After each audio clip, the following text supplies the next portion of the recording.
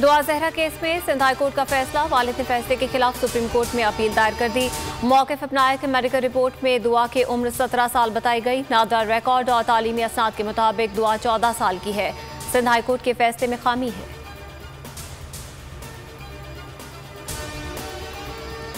आमिर लियाकत का पोस्टमार्टम करवाया जाए। जुडिशल मैजिस्ट्रेट ने दरख्वास्त मंजूर कर ली। पोस्टमार्टम का हुक्म दे दिया।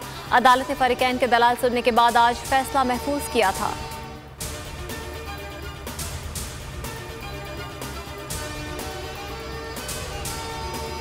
अदलिया और सिक्योरिटी इदारों ने बेहतरीन काम किया। हीरो मुख्तलिफ महकमों के अफसरान हैं। भारत बेनकाब हो गया। हमाद अजहर का FATF फैसले पर इजहार मुसर्रत। कहा मुश्किल मरहला मुकम्मल हो गया। FATF पर दुनिया में सबसे बेहतरीन काम पाकिस्तान में हुआ। दुनिया जान चुकी हमारा मुआशी निज़ाम आलमी मयार से मुताबिकत रखता है। 34 में से 32 निकात मुकम्मल किए।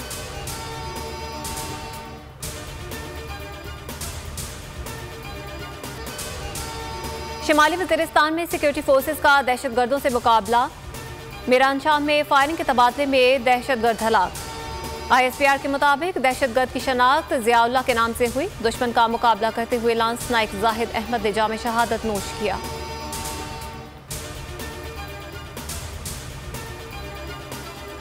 परफॉर्मेंस अलाउंस और तनख्वाहों में इजाफा। FBI मुलाजमीन के मुल्क भर में हड़ताल दूसरे रोज भी जारी। मुजाहिरीन ने मुतालबा किया तनख्वाहें और अलाउंस FIA मुलाजमीन के बराबर की जाएं।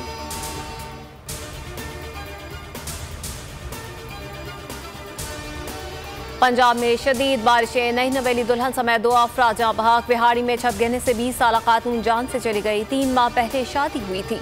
शौहर शदीद जख्मी। मेलसी में बारिश और आंधी से एक शख्स जाँ बहक, दूसरा जख्मी। चूनिया में मकान की छत गिर गई। एक ही खानदान के 3 अफराद शदीद जख्मी। जख्मियों में 2 खवातीन भी शामिल।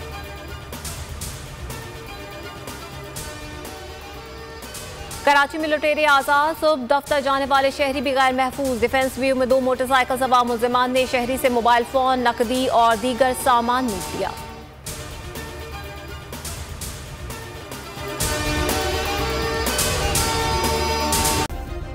सब्सक्राइब करें और बेल दबाएं ताकि कोई खबर रह न जाए।